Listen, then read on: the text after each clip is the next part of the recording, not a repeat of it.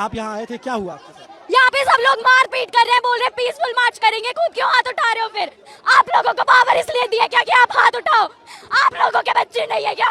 हमें आगे फ्यूचर में नीट देंगे, आप लोग नहीं दोगे क्या? हम शांति से वहाँ बैठे पड़े थे, हमें पुलिस वाले धक्का दे रहे हैं। ये यहाँ पे मार रहे हैं, हाँ? अंदर यहाँ पे पीठ पे अलग चोट लगी है, फोन अलग गिर गया, टूट गया। ये लोग अपना ही कर रहे हैं। तो हम आपको हार्म नहीं कर रहे हैं, तो हमें भी हार्म ना करें। हम पीसफुली करेंगे, पर ये अपनी मनमानी करेंगे। ये लोग हमारा फ्यूचर है, चाहते हैं कि हम भी चाय बेचें। ये लोग चाहते हैं कि हम भी चाय बेचें। हमारा फ्यूचर ना अपने ही जवान गुलाम थे, उन्होंने गोली मारी थी, अब में सिर्फ फर्क इतना है, आपने लाठी मारी है। क्या साहब, मुझ में तादा ना, हम तो शहीद हैं, हर युग में जन्म लेंगे। तुम क्या सोचते हो हम मर जाएंगे? बोलता ना, फिर से बोलता, तुम हमारे नौकर हो, हम तुम्हारे मालिक हैं। हर युग में जन्म लेंगे, तुम्हारी औकात बताएंगे। गुलाम हम नहीं हैं, मालिक हैं। प्रोटेस्टर्स का जो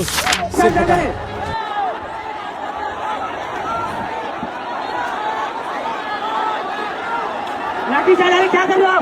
क्या कर रहे हो? क्या कर रहे हो? क्या कर रहे हो?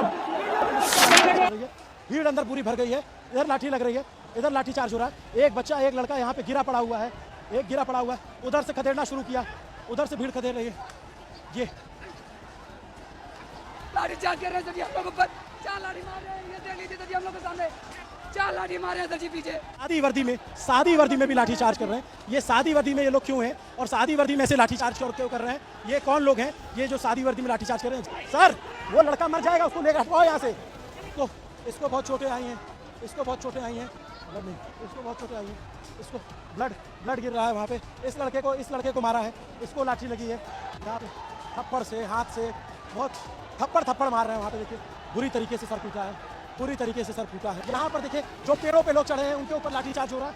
इधर चौतरफा लाठी चार्ज, हर तरफ से देखेंगे आप। इधर यहाँ लाठी चार्ज हो रहा है, पुलिस जो है खदेड़ रही है।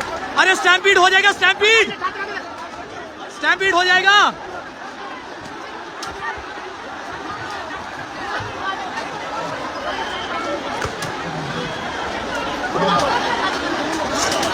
स्टैम्पीड हो जाएगा भाई।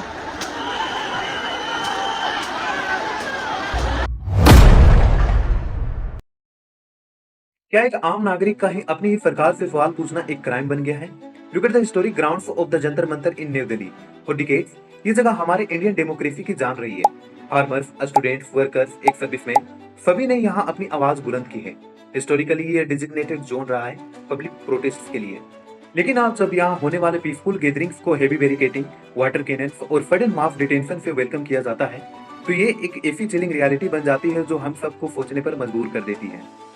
आखिर स्टेट का आर्गुमेंट क्या होता है? प्रशासन कहता है लॉ एंड ऑर्डर मेंटेन करना है, ट्रैफिक जाम रोकना है और लोकल रेसिडेंट्स की पीस प्रोटेक्ट करनी है।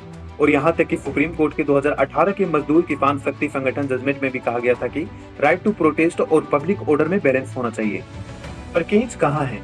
एडमिनिस्ट्रेटिव ओवररीच इस बैलेंस को वेपन बना लेती है। प्री एम्प्टिव डिटेंशन यानी प्रोटेस्ट शुरू होने से पहले ही लोगों को बस में भर लेना है। ये क्राउड कंट्रोल नहीं बल्कि एक प्री प्लान्ड क्लेम डाउन है। थोड़ा हिस्ट्री में पीछे चलते हैं। ब्रिटिश राज के दौरान कॉलोनियल रूलर्स क्या करते थे? वो रोलेक्ट एक्ट, फेडिशन लॉज और हेवी हेडेड टेक्टिक्स का यूज करते थे ताकि हर एक डिफेंडेड वॉइस को दबा सके, क्योंकि वो एक फॉरेन पावर थे और जनता की यूनिटी से डरते थे। लेकिन आज हम एक इंडिपेंडेंट डेमोक्रेटिक इंडिया में हैं, जहां सरकार of the people, by the people, for the people होती है।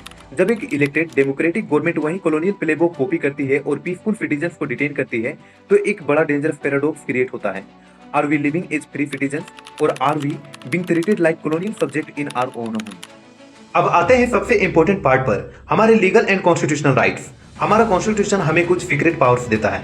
आर्टिकल 19 का क्लोज 1 का sub clause A, freedom of speech and expression. Article 19 का क्लोज 1 का sub clause B, right to assemble peacefully and without arms.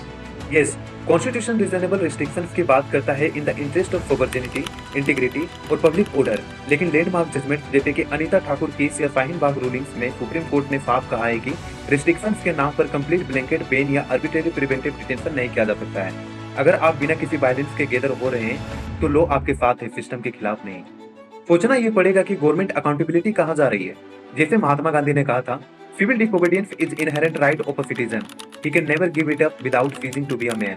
एक healthy democracy में डिफेंट कोई थ्रेट नहीं होती, ये एक हेल्दी चेकअप होती है सिस्टम के लिए। प्रोटेस्ट गवर्नेंस का फ्लॉज को एक्सपोज करते हैं और लीडर्स को एंसरेबल बनाते हैं। जब स्टेट डिटेंशंस का यूज करके अनकंफर्टेबल क्वेश्चंस को क्रश करती है तो वो सिर्फ सिटीजंस को नहीं बल्कि पूरे डेमोक्रेटिक फ्रेमवर्क को कमजोर करती है। जंतर मंतर फिर ब्रिक और मोटर की जगह नहीं है, यह हमारे डेमोक्रेसी का कॉन्स्टिट्यूशनल बैरोमीटर है। राइट टू पीसफुल प्रोटेस्ट को प्रोटेक्ट करने का मतलब सिर्फ डिसएग्रीमेंट को झेलना नहीं, यह हमारे फ्रीडम को जिंदा रखना है। क्योंकि याद रखिए, a country that fears the peaceful questions of its peoples stops growing. इस पर आपका क्या कहना है? Let me know in the comments. जय हिंद।